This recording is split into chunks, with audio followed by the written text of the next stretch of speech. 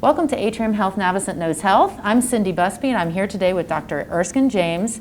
He's a board-certified cardiologist, and today we're going to talk about his practice here in Central Georgia. Dr. James, thanks for being with me today. Thank you for having me. Would you tell our audience a little bit about a disease that is, well, in your specialty, congestive heart failure? Could you describe that a little bit for the viewers? Right. It's when the heart is not able to supply the needs of the body. And so oftentimes blood, quote unquote, backs up into the lungs or into the periphery and causes people to have swelling or shortness of breath because the heart's not able to maintain what the needs of the body are. Mm-hmm. And is congestive heart failure an actual failure of the muscle to pump, or is another process going on in the heart? Well, it's about 50-50. Half the time it's the failure of the heart just not to pump adequately, but sometimes the heart becomes too stiff and is not able to relax to allow that blood into it.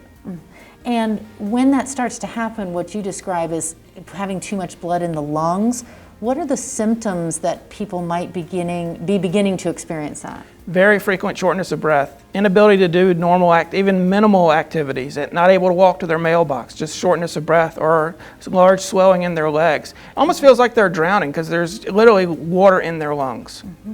And the causes of this being something that happens as we age, that our heart begins to harden, stenosis of that, or is it inherited? Well, most frequently it's due to, the part about the stiffening heart is due to hypertension and age. Wow. The unable to pump is either can be due to a virus or due to a heart attack most frequently. And I know we talk about the term ejection fraction. What is that measuring? We talk about that, but what does that really measure in the heart? So of the blood that comes into the heart, how much is pushed out with every beat? So a normal person's ejection fraction is around 55 or 60%. So of the 100% of the blood, 100 liters come in the blood, 55 to 60 milliliters go out. Person with a bad ejection fraction, they can be frequently down to even 10% of their ejection fraction. So of the 100 milliliters that come in, only 10 milliliters go out. Okay. When it comes to having congestive heart failure, what are the frontline treatments once somebody recognizes it and they've been referred to you for treatment? Well, especially for the part where it's inability for the heart to pump well, that we've got great outpatient medicines for that have been significantly proven to reduce heart failure and keep people alive and longer. There's medicines like ACE inhibitors, there's beta blockers, there's aldosterone antagonists, and we're even now using some diabetic drugs to prevent people from having heart failure and keeping people alive. And if they exhaust those options, there's mechanical devices that some of the electrophysiologists put in. And then we also have ventricular assist pumps or even transplant as an option. And what's the progression of that, do you think? I mean, do people on an average spend 5 years in medical management and then they sort of move to the mechanical assistance or implants and then on? Is that the progression, or does it just vary so much? It kind of varies significantly. If you've been hospitalized within the next 50% of the people within the next 5 years after a hospitalization for heart failure are needing extreme support or have passed away, though it is significant disease. And is it rapid onset, or do you feel like people have had these symptoms, they just don't recognize, they don't connect them to? Frequently, patients will self-minimize. Well, they'll start not going to the mailbox to get the mail. They'll have their wife go to the mailbox or their spouse. They'll have their sons go to get their groceries, things like that. So they start minimizing their activity. So frequently, I joke that the four-letter word for me is fine, because people say they're fine, but they're not doing anything other than sitting in their lazy boy. And what is the recovery like? So when you talk about, I know extreme might be only 10% ejection fraction, but if you have a decrease in that normal ejection fraction, can you get it back to where it was before, or is it not something you completely recover from? I wouldn't say very frequently. Commonly, we can get with the use of medicines, we can get the ejection fraction back to or closer to a normal range. But even if we can't, the use of the medications can keep people out of the hospital, which is the big thing, keeping them out of the hospital and keeping them living an active life. What are the things you would say, I know you mentioned hypertension, what are the things you would tell people to avoid from a lifestyle or chronic disease management standpoint to avoid having this condition? High blood pressure, smoking, those two are the big key problems with this. And then obesity is the other one. Those are the three big hallmarks. If someone recognizes what you're describing in themselves and they think they're fine, what's the first thing they should be doing when they talk to their primary care physician? They should be talking to the primary care physician about getting an echocardiogram so they can get an ultrasound of their heart to see if there is true damage to the heart. Because frequently people can have damage to the heart and be asymptomatic for a while as well. So being put on the right medications at that point in time. And then let the primary care physician refer to a cardiologist so they can start doing a workup on why a person's heart is weak or too stiff. As a cardiologist, one of the procedures that you're really involved in is Ecmo. And as a lay person, Ecmo can be something that's very scary or mysterious. And I thought today you might tell us a little bit about Ecmo and how it really does save the lives of patients, but I think people don't understand it. Well, it's scary for me, I'll be honest. So it's a way to keep people, and it doesn't fix anything. One of the big misconceptions, and I like to address when I'm first talking to a patient about Ecmo, is I'm not going to solve any problems with this.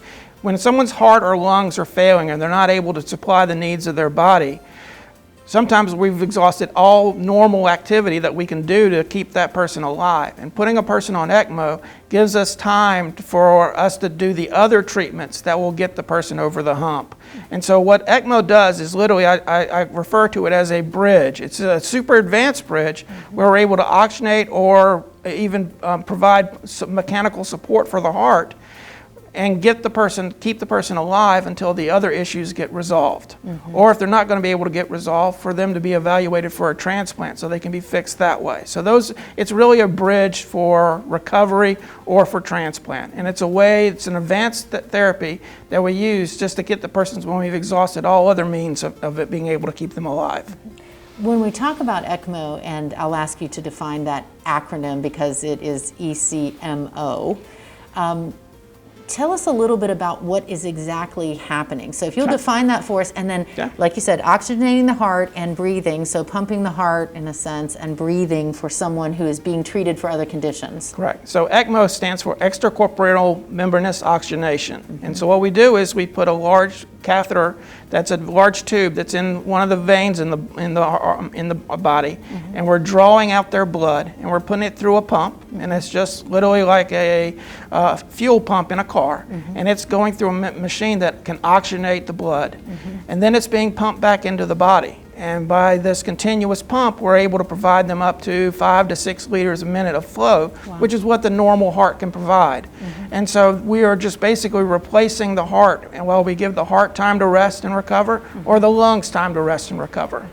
Does Ecmo tend to be something, again, this is a generalization, but does it tend to be something that's used for acute onset accidents, or more for people with chronic conditions that are maybe at the end of intervention? Okay, it's usually most commonly used for acute problems. Oh, wow. Okay. Very rarely, especially, it's used in chronic lung conditions like cystic fibrosis. A lot of hospitals will use Ecmo to keep a person alive waiting for a lung transplant from cystic fibrosis. But that's kind of rare. More commonly it's used when someone comes in and they develop what we call as acute respiratory distress syndrome, or ARDS, and they're not able to ventilate, or they have a massive heart attack and we're not able to provide blood flow to the body. Both of those are the two most common reasons we use Ecmo for. And how long can a person be supported this way conservatively? I mean, they not indefinitely, because they seem to be waiting for another transition to care. Well, oftentimes I usually tell the people, for example, if you look around national average, during COVID time, we were using VV Ecmo for up to 6 weeks. The average time is about 6 weeks on Ecmo, according to the national data. Ecmo can be used varying 2 to even 3-4 months. Oh, wow. 2 weeks to 3 to 4 months. So to your point, it really is a bridge to a transition of care.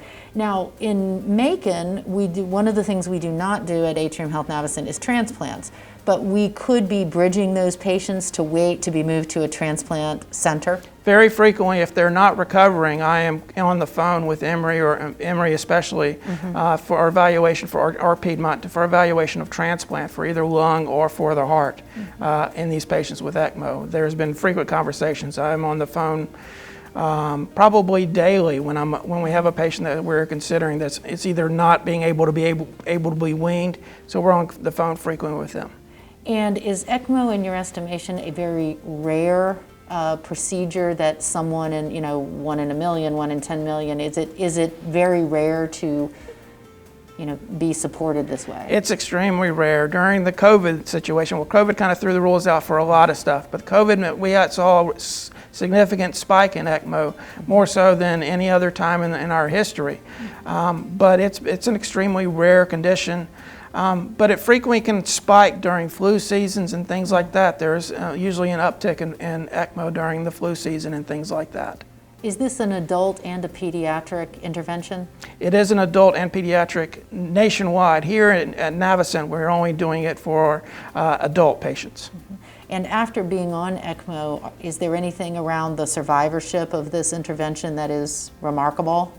Not usually. Usually if we're able to get them off ECMO, they're usually able to do back to normal life. Wow. And who, along with your team, works with an ECMO patient? What is the team comprised of? Perfusion? Okay, so there's perfusion. The nurses have an integral part. We'll have supportive care come and assist with the patients as well. Mm-hmm. So it's a whole integrated team approach. Nutrition's involved.